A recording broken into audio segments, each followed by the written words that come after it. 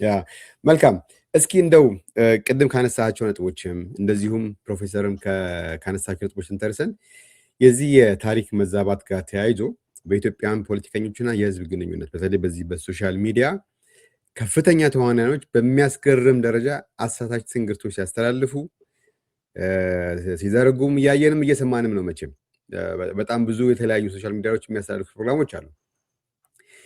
የዚህ የረጅም እጅ በዓለም አቀፍ ደረጃ በህዝቦችና በመንግስታት ያው ብዙ ሰዎች የተቀበሉት እያመኑት እየመጡ ነው ማለት ነው እና በዚህ ደረጃ የዚህ ጉዳይ እንግዲህ ምንድነው ወዴት ነው ምንድነው ማድረግ የምንችለው እንዴት ነው ማስተካከል የሚቻለው? ይሄ የትንግርት ማሳሳት በጣም እየተስፋፋ የመጣ ነገር ነው አምባሳደር፣ እና እንዴት ነው ይሄን ነገር ማየት የምንችለው? ያንተ እይታ ምንድነው? ጥሩ ነው። አሁንስ ይሰማል? ይሄ ነገር ለማስተካከል ሞክሬ ነበር። ይሰማል አሁን? አይ ቲንክ አሁን ቤተር በጣም ቤተር። ኦኬ መቼም ትንሽ ወደኋላ መለስ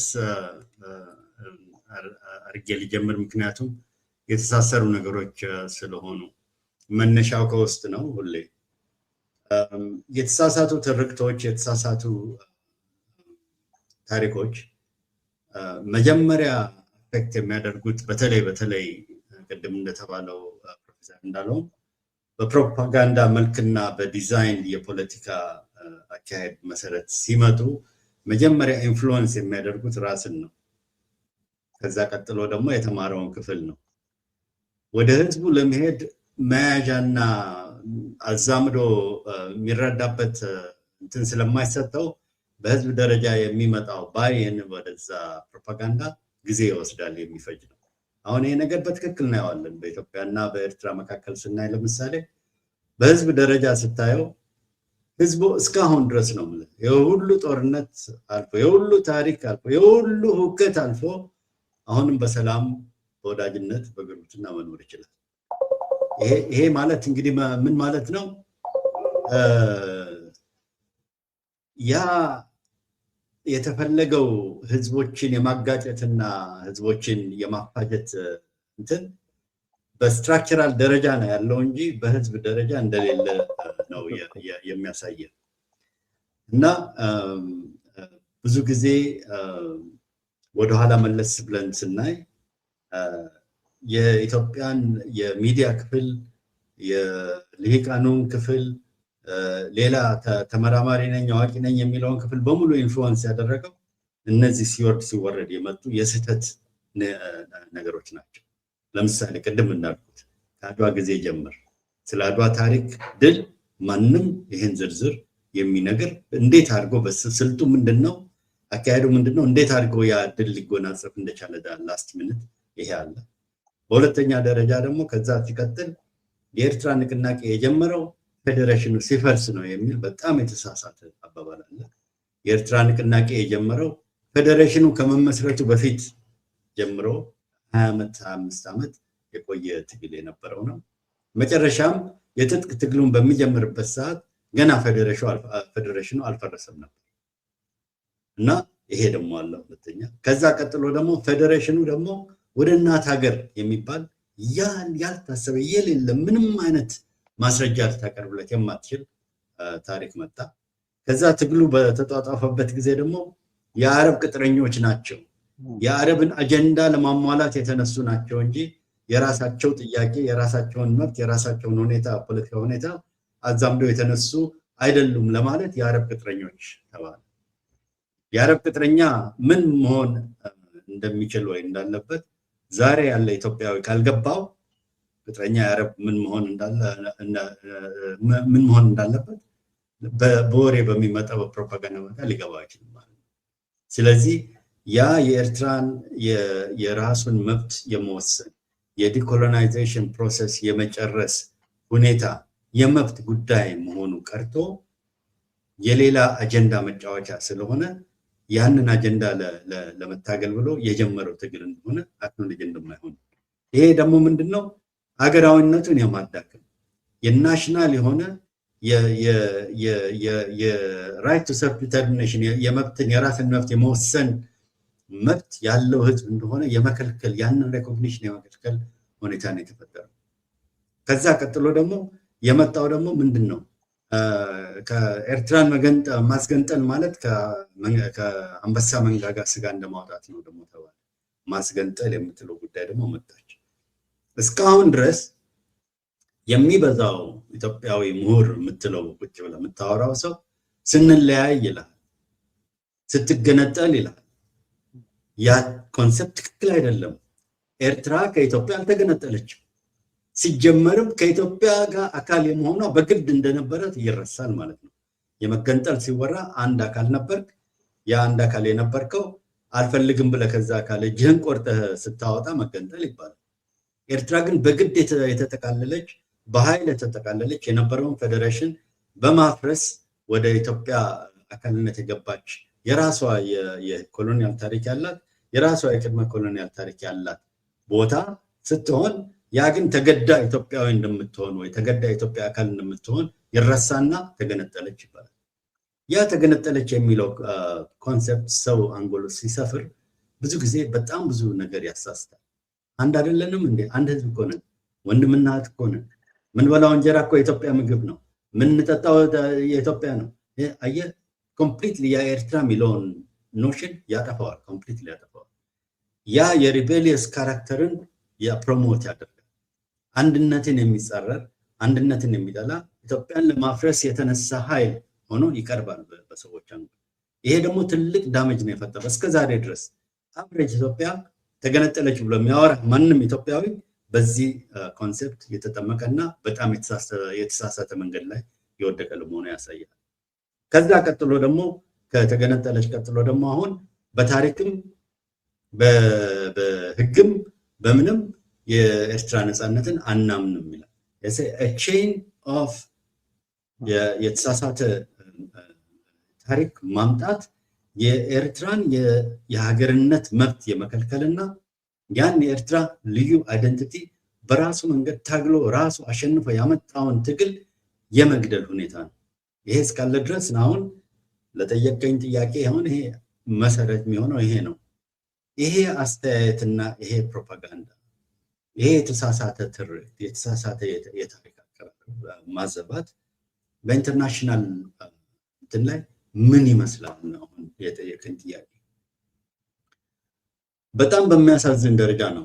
በጣም በሚያሳዝን ደረጃ ውስጡን እስከ አጥንት ድረስ የገባ በጣም የተሳሳተ አስተያየትና ልቦና ስለ ኤርትራ አለ በኢንተርናሽናል ኮሚኒቲ ውስጥ።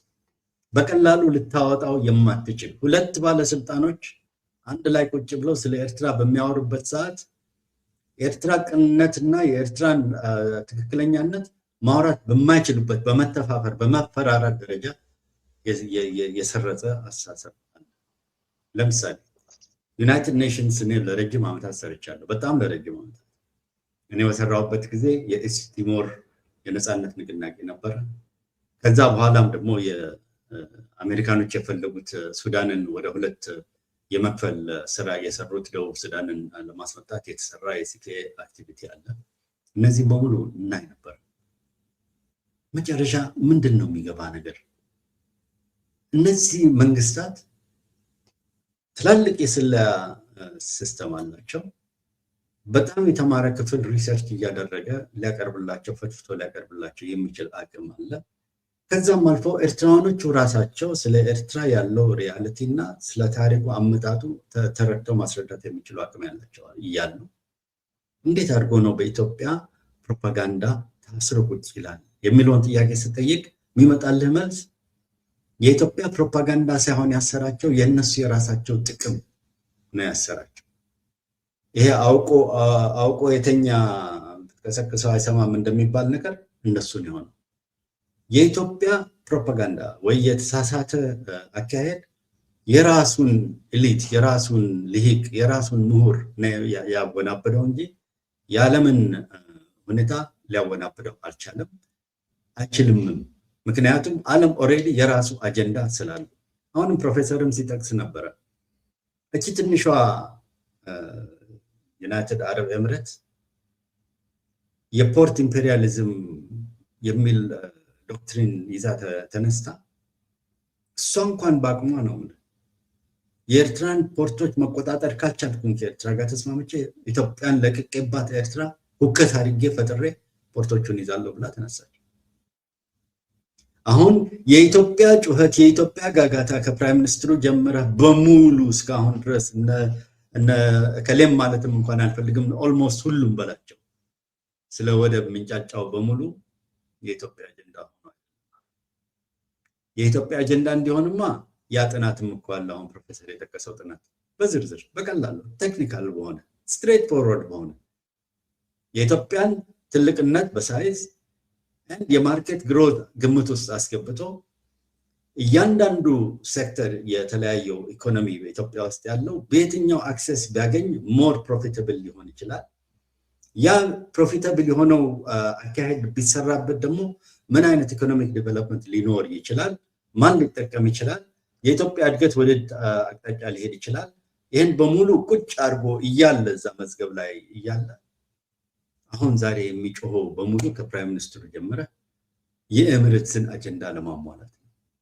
የኢንተርናሽናሉ በተለያዩ በጊዜው በመለስ ጊዜም ጀምሮ የተጀመረ ኤርትራ ላይ የተካሄደ ኤርትራን አይሶሌት ለማድረግ ወደ ጥፋት መንገድ ለመውሰድ ምክንያቱም የኤርትራ አካሄድ የራስን እድል በራስ የመወሰን የራስን ነፃነት ማረጋገጥ ሶቨሬንቲ ምን ማለት ነው፣ ነፃ ስትወጣ ምን ማለት ነው የሚለውን ትክክለኛውን መርሃ ማሳየት ስለጀመረ ለሌሎቹ የአፍሪካ ሀገሮች መጥፎ ኤግዛምፕል ሊሆን ይችላል። እነሱም እንደዛ ከተነሱብን እነሱ ላይ ያለን ቁጥጥር ሊፈርስብን ስለሚችል ይሄ ገና ስር ሳይሰድ እናቃጥለው፣ እንግደለው፣ እንዝጋውና እናፍነው እና እናስተላው በራሱ ሰዎች በራሱ የአፍሪካ አህጉር እንደሚጠላ እናድርገው፣ እንደሚነጠል እናድርገው የሚል ትልቅ ኮንስፒረሲ ተነስቶ በዛ ደረጃ ነው ሄደው አጥንት ውስጥ የገባ ነው በኢንተርናሽናል ደረጃ።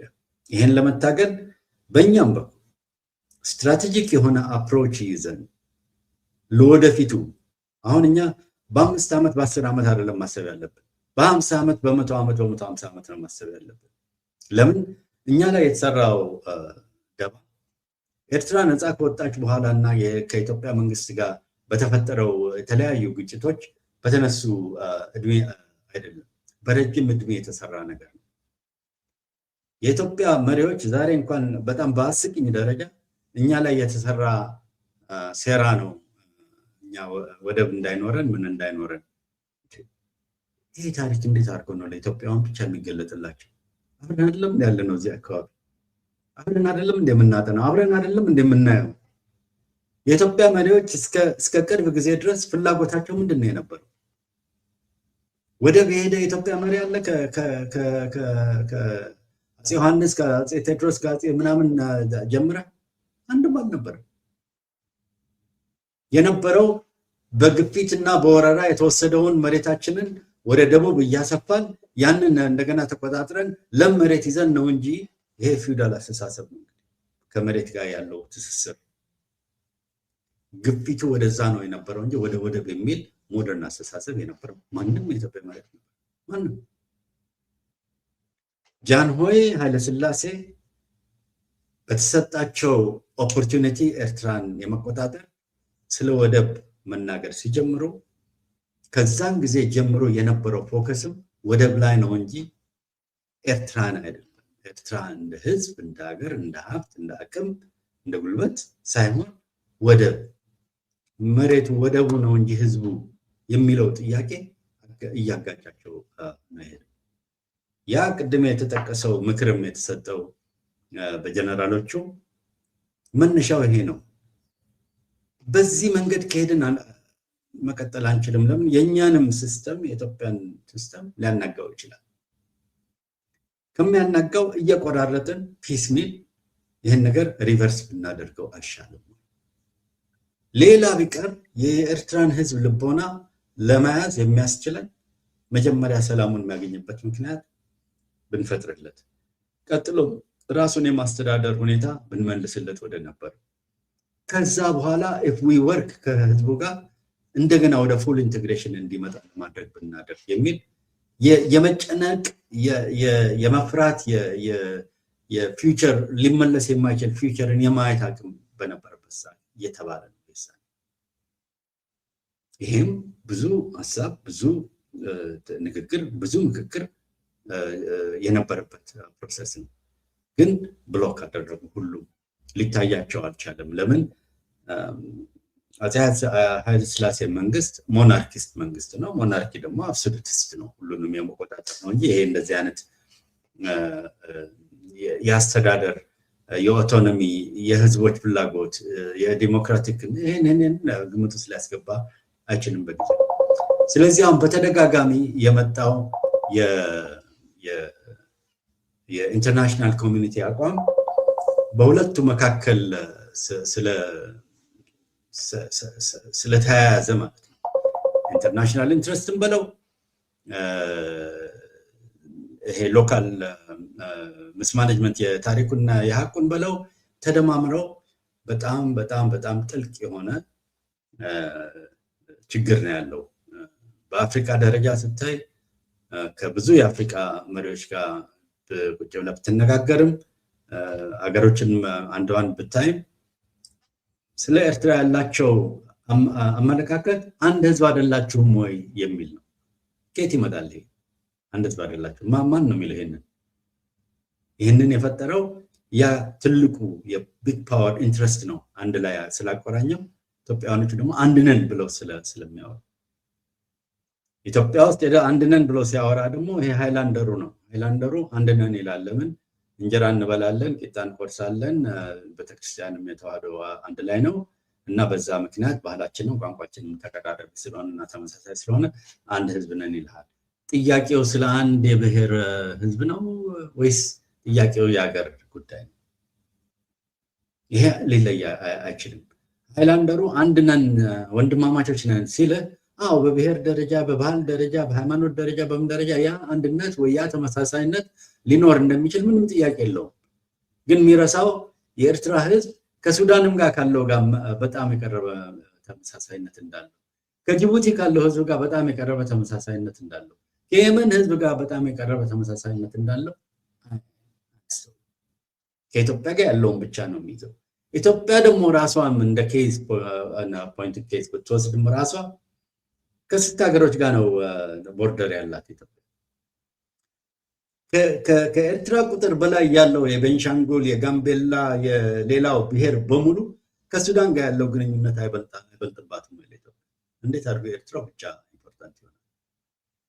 ከኬንያ ጋር፣ ከቦረናው ጋር፣ ከሶማሊያ ጋር ያለው ግንኙነት፣ ከአፋሩ ጋር ያለው ግንኙነት አይበልጥባትም ወይ? በቁጥርም በለው በፈለከው በለው ሊትራሊ 100% ማለት ነው የኢትዮጵያ ብሔሮች ግንኙነት አላቸው ከሌሎች ብሔሮች ጋር፣ ከተመሳሳይ ብሔሮች ጋር በሌላ ሀገር ውስጥ ካሉት ጋር።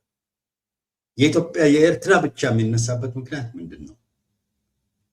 ይህንን የፈጠረው ሳይኮሎጂ በኢትዮጵያ ፎሬን ፖሊሲ ላይ በኢትዮጵያ አካሄድ ላይ ብዙ ጫና ፈጥሯል። ኢትዮጵያ ያለ እፍረት የመጣ ባለስልጣን ያለ እፍረት የኢትዮጵያን ኢንትረስት ምስ ሬፕሬዘንት ሲያደርግ ነው የምትሰማው ኦል ዘ ታይም። ናሽናል ኢንትረስት አይደለም። ኢትዮጵያ ውስጥ የመጣ መንግስት በሙሉ የቡድን መንግስት ነው እንጂ የናሽናል መንግስት አልመጣም ኢትዮጵያ ውስጥ እስካሁን ድረስ። የቡድን መንግስት ሲመጣ የትግራይ መጣ፣ የትግራይን ኢንትረስት ጠበቀ፣ የኦሮሞ መጣ፣ አሁን የኦሮሞን ኢንትረስት ያኛው መጣ። ይሄ ነው እንጂ የኢትዮጵያ ብሎ ቁጭ ብሎ ካሰበና የኢትዮጵያ ግራንድ ኢንትረስት ምንድን ነው ብሎ ከጠየቀ እነ ፕሮፌሰር መሐመድ ነው የሚሆነው ጨርሻ ደን ሲ ይከፈታል፣ አንጎሉ ይከፈታል። ዓለምም ራሱ መመለስ ያልቻለው ነገር ይሄንን ነው። ኢትዮጵያ ውስጥ የሚያየው የኢትዮጵያ መንግስታት የሚሰሩትን ስራ የሚያይ በሙሉ የኢትዮጵያ ኢንትረስት አድርጎ ስለሚረዳው በጣም የተሳሳተ ነገር ላይ ይወድቃሉ ሁሌ በተከታታይ። ስለዚህ በኢንተርናሽናል መድረክ ላይ ይሄ ሁለቱ ኢንትረስት ኮላይድ አድርጓል። ያ ሁለቱ ኢንትረስት አንዳንዱ ላይ ይሰራል አንድ ላይ፣ አንዳንዱ ላይ ደግሞ ይጋጫል። ስለ አረብ ቅጥረኛነት ከሆነ የኢትዮጵያ መንግስት ነው የአረብ ቅጥረኛ በአሁኑ ሰዓት። ኤርትራ መንግስት እንደዚህ አይነት ነው። ግን የሚጠቅሱን ነገር ደግሞ አለ እዚህ ፕሮፓጋንዳ ላይ። ፕሬዚደንት ኢሳያስ አት ሳም ፖይንት ድሮ የግብፅ መንግስት እኮ እኛን የሚደግፈን የነበረው የኢትዮጵያን ሁከት እንድናራባ ስለነበረ ነው የሚል ነገር ተናግሯል። የሚል ትክክል ነው። ያ የግብፅን ዓላማ ነው የሚናገረው ያለው እንጂ የኤርትራን ትግል ዓላማ አይደለም የሚናገረው ያለው። የኤርትራን ትግል የደገፈ ማን ነው? የደገፈ በሙሉ የየራሱ ምክንያት አለው። ግን ያንን ድጋፍ የተቀበለው የኤርትራ ትግል ለትግሉ መዋጮና ለትግሉ ማስኪያጃ ነው እንጂ የነሱን ዓላማ ተቀብሎ የነሱን ዓላማ ለማስተግበር አይደለም። አንዱም ትልቁ ከጀብሃ ጋር የነበረው የዶክትሪን ልዩነትም ይሄ ነው። ጀብሃዎች በብዛት የአረብ ሀገሮች ድጋፍ ስለነበረ በጊዜው እኛም አረብ ነን ወደሚል አቅጣጫ የሄዱበት ጊዜም ነበር። የህዝባው ግንባር ሻዕቢያ እንግዲህ እንደ ስድብ ነው የሚታሰበው በአማርኛ ሲነገር። ሻዕቢያ ማለት ህዝባው ማለት ነው። በጣም ያኮራዋል ኤርትራ።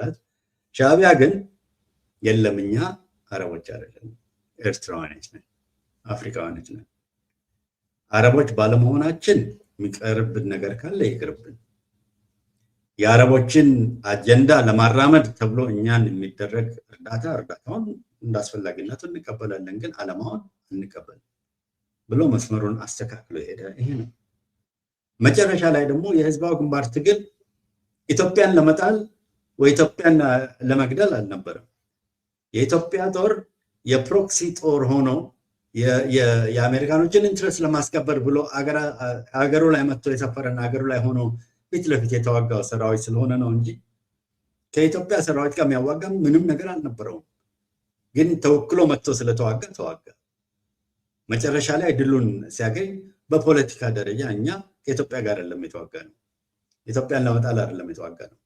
ከኢትዮጵያ ለመገንጠል አይደለም የተዋጋ ነው። እኛ የራሳችንን እድል የመወሰን መብታችንን ለማረጋገጥ ነው የተዋጋ ነው። ይህንን ደግሞ የምናደርገው በጦር ኃይል አሸንፈን ሳይሆን በፖለቲካ ደረጃ አረጋግጠን ነው። ይህን ነፃነት የህዝቡ ፍላጎት መሆኑን አረጋግጠን ነው የምናደርገው። በዛ የተነሳ ከ2 ዓመት በኋላ ሬፈረንደም ተካሄደ። ምን አስፈለገ ታዲያ ሬፈረንደም? በጡንቻ ከሆነ ነገር የሚጨረሰው በጡንቻማ አሸነፈ እኮ ኤርትራ። ግን ዛሬ አሸንፍ ያለው በጡንቻ ነገም በጡንቻ አሸንፋለሁ ብሎ ሊያስብ አይችልም፣ አይገባም።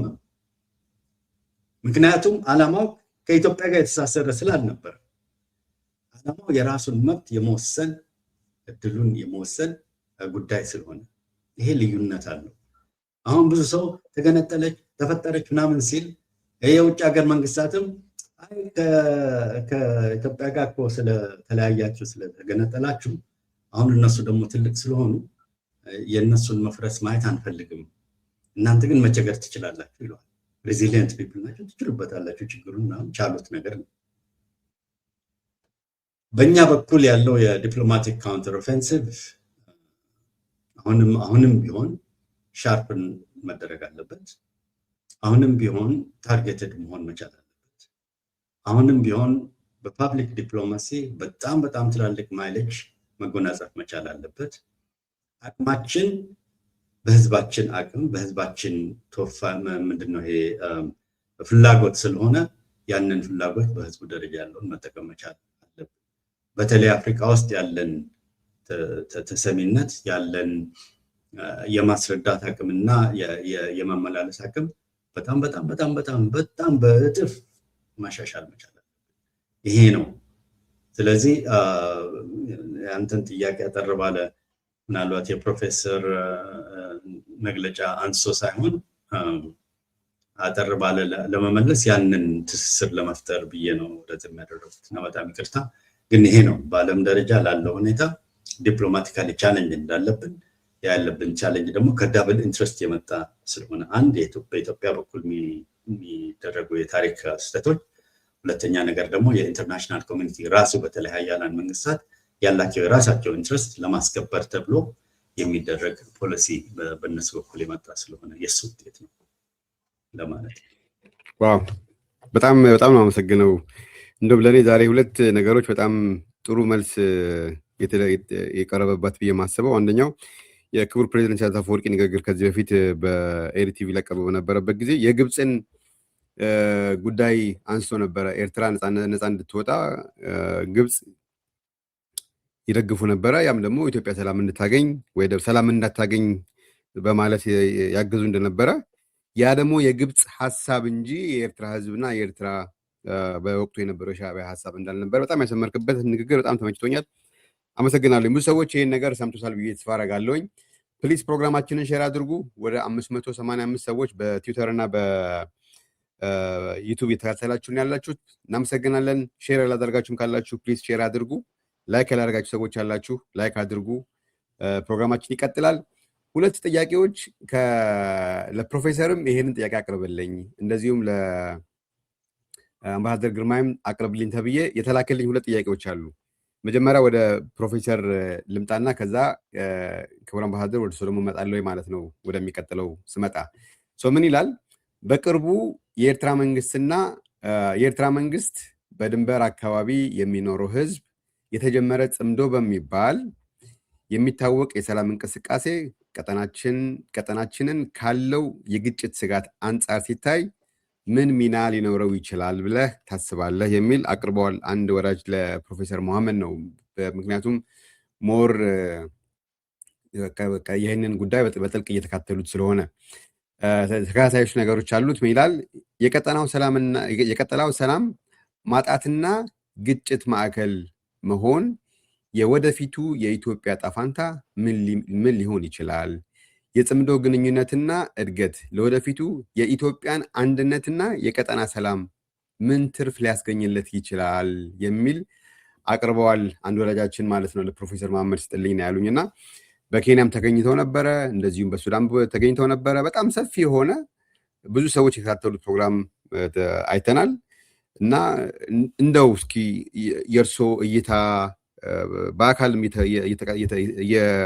አክቲቭ ነው እየሰሩበት ስለሆነ ምንድን ነው የዚህ ጽምዶ ለኢትዮጵያም ለኤርትራም ህዝቦች እንደዚሁም ለሱዳን፣ ለጅቡቲም፣ ለሶማሊያም አፍሪካ ቀንድ ላይ ላሉት ሀገራት ምንድን ነው ትሩፋቱ? ፕሮፌሰር መሐመድ